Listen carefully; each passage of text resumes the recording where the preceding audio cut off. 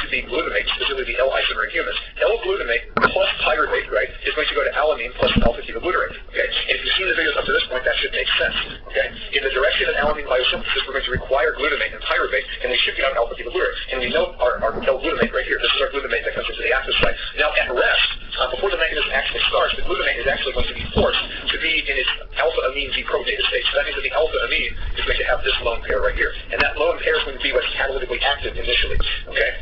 Now, in general, there are going to be two things that are going to be catalytically active in the active site of the transaminase. One of them is this pyridoxal phosphate that's down here. Okay, this right here, and I'm going to circle it in green. This is pyridoxal phosphate. This down here. This is pyridoxal phosphate. And the pyridoxal phosphate at rest, before the mechanism starts, is tied up in a shift-based linkage to a lysine in the active site. And we're effectively going to eliminate lysine. And once we eliminate it, the lysine is also going to be the other catalytically active part of the active site. So the only two catalytically active things directly are going to be a lysine residue, which is the one you see here, and the pyridoxal phosphate. Okay, there are other residues in the active site certainly, but all they're doing is they're basically bystanders that are stabilizing the pyridoxal phosphate and other things in the active site. Okay, so without boring you any further, let's actually look at the mechanism. Now, actually, one thing I do want to do first is, let's say that instead of doing this direction, you're going the opposite direction. So you start with alanine, right, plus alpha-ketoglutarate, of course, and that would be going in the direction of L-glutamate, right, plus pyruvate, okay? What you need to be aware of for these mechanisms is they're identical, okay? So if you were going to do that, you basically take this group right here, and you call that your R group, right? That's R, right? So basically, in the direction we're running in this video, our R group is a propionate group. That's part of glutamate, right? So R group is a propionate group. But if you're running in the other direction, which is alanine catabolism, you would just replace that with a methyl group, right? Because alanine's R group is a methyl group. In this direction, let me do this correctly, I did that before. In this direction, we're going to require pyruvate, right? We're going to require pyruvate. Well, that's our alpha-keto acid, but basically what we can say is this group right here, which is a methyl group, okay? That's our R prime. Right, and that will become alanine. Now, if we're running in the other direction, which I did in purple, our alpha-ketoglutarate plus alanine goes to glutamate and pyruvate. This R group, not R prime, but R, that would be a methyl group, whereas our R prime, because it requires alpha-ketoglutarate, would be a propionate. And I hope that makes sense. Mechanistically, though, these are going to be identical, so just bear that in mind. Okay, they're identical. Okay. All you do is replace those groups with different groups. Okay? Now, the first step in the mechanism, I'll do these steps in yellow, is going to be nucleophilic attack of this nitrogen of the alpha-amine of glutamate on the shift-based carbon, which is activated between the lysine and the pyridoxal phosphate. That's going to force a proton transfer from the alpha-amine, and you end up generating another lone pair on the nitrogen. And this bond right here between the hydrogen and the nitrogen, right there, that's this lone pair right here. Okay? And because we're going to eliminate the lysine in two steps, because it's a two-step mechanism, it's not bimolecular, okay? It's actually a unimolecular elimination, okay? So what's going to happen now is this lone pair is going to kick back in here and perform the elimination, okay? And that's going to kick off the lysine residue in the deprotonated form. So what we have to understand right now is the lysine is in the deprotonated form, and that's what's going to initiate the catalysis, okay? And also keep in mind now that what was the glutamate is now in a shift-based linkage to the pyridoxal phosphate, okay?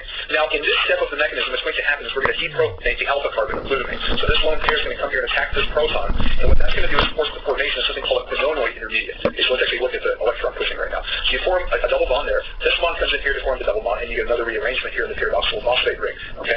And this structure right here, okay, let me do it like this. This structure right here, okay, this is called the quinonoid intermediate, okay? It's called quinonoid because it's similar to that of a quinone. If you were to look at a quinone, it looks like this, okay? This is a quinone. Notice how in a quinone, you have a double bond right here, which is a carbonyl. You would normally have another carbonyl there, and two double bonds right here, okay? So you can, I mean, it's not exactly the same, but it's similar enough to what they call a quinonoid. And when you hear oid as the suffix on the word, oftentimes what that means is that it's similar to, but not the same thing as. Okay, so it's not a quinone, certainly, but it's similar to it. But it's essentially what it is. It's the quinone version of a pyridine ring, okay, where you have a double bond on the top, okay? So now what's going to happen is this quinone intermediate is going to collapse, and it's going to funnel these electrons back out, and it's going to cause the deprotonation of lysine. So these electrons will come over here and extract the proton from lysine. Now, why is this pyridoxal phosphate used here? Well, the nitrogen of the pyridoxal phosphate is what's referred to as an electron sink. Let me write that down because that's really important. This nitrogen is called an electron sink. If you think about what a sink does, it has a drain that just accepts all the water, right? You turn on the sink, you turn on the faucet, and the water comes out, but the water just gets extracted by the drain, right? The hole in the sink, right? That's why the pyridoxal phosphate is called an electron sink.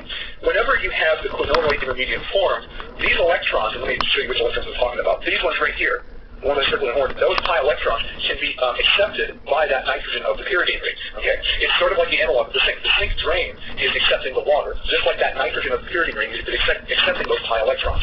So because that nitrogen is an excellent electron acceptor, especially when you have conjugation involved, it's called an electron electron sink. Okay, and that's very important. We'll see that in other areas of metabolism as well. Okay, now the electron sink is going to donate its electrons back to reform aromaticity. And like I said, what's going to happen is these pi electrons right here are going to deprotonate lysine, regenerating deprotonated lysine. And now what you have is pyridoxal phosphate regenerated, but it's no longer in a shift-base linkage. So notice what's happened. We've regenerated aromaticity in the pyridine ring. Okay, but the shift base is now between the alpha carbon right here, between this alpha carbon and the nitrogen right here that was the alpha amine. So this is where our shift base is now. Now keep in mind that shift-base carbons are especially activated when the nitrogen of the shift base is protonate and when it has a positive charge, and that especially makes shift-base carbons activated. And so what's going to happen is the lysine is going to deprotonate water, and when it deprotonates water, it's going to facilitate the nucleophilic addition of the water across that shift-base carbon. So this is going to come here and attack the alpha carbon, and that forces these electrons onto the nitrogen. Okay, so what this step effectively was that it was an addition reaction or a hydration of a shift-base carbon. Okay, and we know that we have a hydroxyl group added here. You can effectively think of it the same way as an addition reaction of an alkene that we saw probably in organic 1 or early in organic 2. It's effectively the same thing except for the fact that the nitrogen, again, is acting as an electron sink. It's not as powerful as an electron sink as the pyridoxal phosphate pyridine ring, but it's still an electron sink. When that hydroxyl group attacks, the electrons can be accepted by the nitrogen. That's the beauty of shift bases, is the carbon's activated, but as soon as something attaches it, the electrons that are part of the double bond, those pi electrons can be accepted by the nitrogen, and that's what's useful about them. Okay? Then what's going to happen is this amine right here is going to deprotonate the hydroxyl group, forcing the formation of a carbonyl, right? And specifically, this is going to be the alpha keto group, okay? And then that forces this amine as the leaving group, okay? So that nitrogen gets lost as the leaving group. And so now what you have is the amine version of pyridoxal phosphate. So this is the amine right here of pyridoxal phosphate, okay? And notice what we generate, okay? We generated alpha ketoglutarate. So this molecule right here, this is alpha ketoglutarate. And just bear in mind that if we were running this in the direction of alanine catabolism, we would have started with alanine, right? And this group would have been a methyl group because we would have spit off pyruvate, right? So you would just basically change the identity of that R group. Okay? But in this direction of starting with glutamate, we get alpha ketoglutarate out. So now what's going to happen is this amine that's on the pyridoxal phosphate, okay, is going to do a nucleophilic attack on the carbonyl carbon of the ketone group of pyruvate, and that's going to force these pi electrons to come out and extract the proton from this amine, and it's going to generate a lone pair of the nitrogen, okay? And keep in mind, we still have a protonated lysine in the active site, and that came from the step when we deprotonated water. So the proton that we're going to extract next, that's from the water molecule that ultimately did the nucleophilic addition on this part right here. Okay. So now what's going to happen is we're going to have an elimination. So we're going to form a shift base.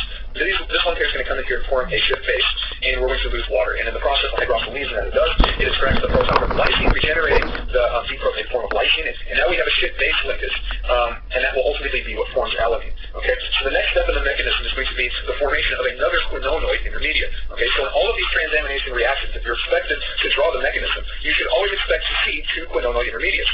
And keep in mind that this nitrogen right here, let me do this in green, this nitrogen is acting as an electron sink. The reason it can do that is because it's a good electron acceptor. Remember, when you have a shift base, which technically the pyridine ring is a shift base, okay, whenever the carbon gets attacked, okay, this is when we're attacking this carbon right here,